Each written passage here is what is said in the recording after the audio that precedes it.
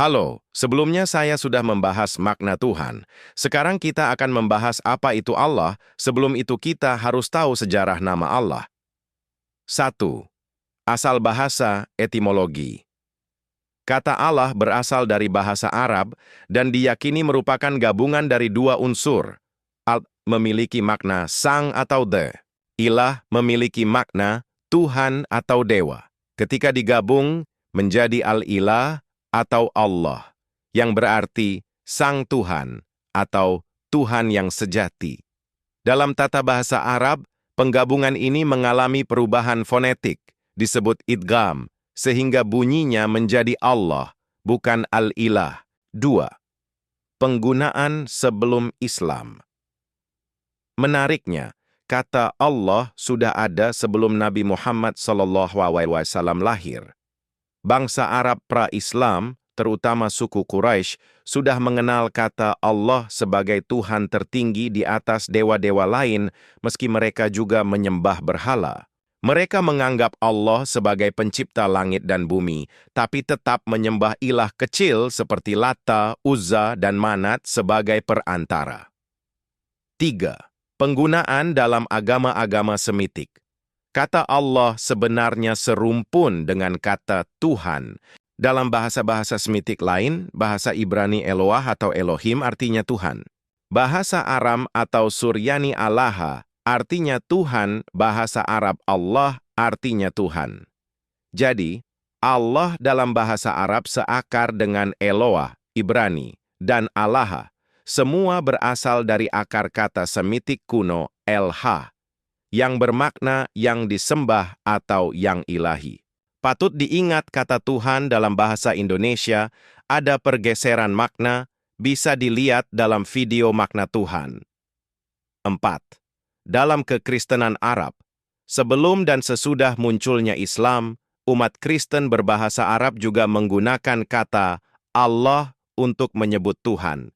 Bahkan hingga kini, Alkitab berbahasa Arab memakai kata Allah di seluruh teks. Misalnya, pada mulanya Allah menciptakan langit dan bumi.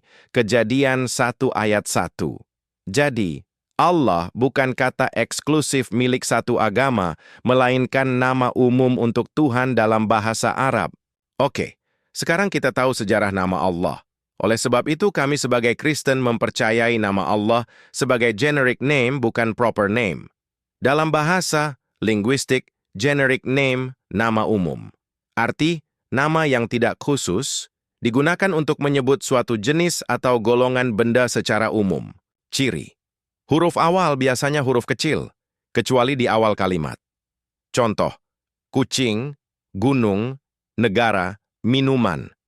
Dalam kalimat, saya melihat gunung di kejauhan. Proper name, nama diri. Arti, nama yang khusus, digunakan untuk menyebut individu atau entitas tertentu dari suatu jenis.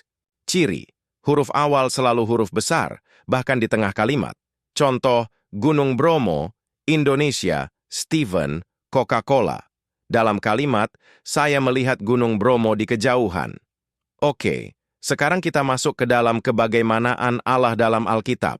Dalam Alkitab, ada beberapa ayat yang menyatakan bahwa Allah tidak dapat digapai, diselami atau dipahami sepenuhnya oleh manusia. Berikut beberapa ayat yang relevan. Ayub, pasal 11, ayat 7-9. Dapatkah engkau memahami hakikat Allah, atau sanggupkah engkau menyelami batas-batas yang maha kuasa? Tingginya seperti langit, apa yang dapat kau lakukan? Dalamnya melebihi dunia orang mati, apa yang dapat kau ketahui? Ukurannya lebih panjang dari bumi dan lebih lebar dari samudera. Ayat ini menegaskan bahwa manusia tidak bisa mencapai atau memahami sepenuhnya Allah. Kebesarannya melampaui batas-batas ciptaan. Roma, pasal 11, ayat 33. Oh, alangkah dalamnya kekayaan, hikmat, dan pengetahuan Allah. Sungguh, tak terselidiki keputusan-keputusannya dan tak terselami jalan-jalannya. Rasul Paulus menegaskan bahwa hikmat dan rencana Allah tak bisa diselami oleh pikiran manusia. Yesaya, pasal 55, ayat 8-9. Sebab rancanganku bukanlah rancanganmu, dan jalanmu bukanlah jalanku, demikianlah firman Tuhan. Seperti tingginya langit dari bumi, demikianlah tingginya jalanku dari jalanmu dan rancanganku dari rancanganmu.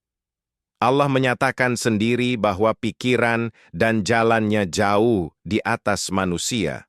Ayub pasal 36 ayat 26. Sesungguhnya Allah itu agung, kita tidak dapat mengenalnya. Jumlah tahunnya tidak dapat diselidiki. Ayat ini menyatakan secara langsung bahwa manusia tidak bisa sepenuhnya mengenal Allah, bahkan waktu dan keberadaannya di luar jangkauan pemahaman manusia. Ayub pasal 37 ayat 5. Allah mengguntur dengan suaranya yang ajaib. Ia melakukan perbuatan-perbuatan besar yang tidak kita mengerti, menunjukkan bahwa perbuatan-perbuatan Allah melampaui logika manusia. Pengkhotbah pasal 3 ayat 11. Ia membuat segala sesuatu indah pada waktunya, bahkan ia memberikan kekekalan dalam hati mereka. Tetapi manusia tidak dapat menyelami pekerjaan yang dilakukan Allah dari awal sampai akhir. Ini menegaskan bahwa manusia tidak dapat menyelami seluruh rencana dan karya Allah. Mazmur pasal 145 ayat 3. Tuhan itu besar dan sangat terpuji, kebesarannya tidak terduga. Mazmur ini menekankan bahwa kebesaran Tuhan tak bisa diukur atau dipahami sepenuhnya. Yesaya pasal 40 ayat 28. Tidakkah kau tahu dan tidakkah kau dengar? Tuhan ialah Allah kekal. Kesimpulan, semua ayat ini menggambarkan bahwa Allah tidak tergapai oleh akal dan pemahaman manusia. Kita hanya dapat mengenalnya sejauh ia menyatakan dirinya kepada kita.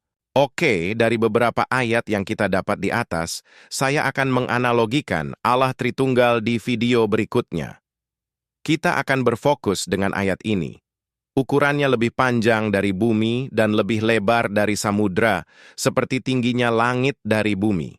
Sekian, dan terima kasih, Taksa.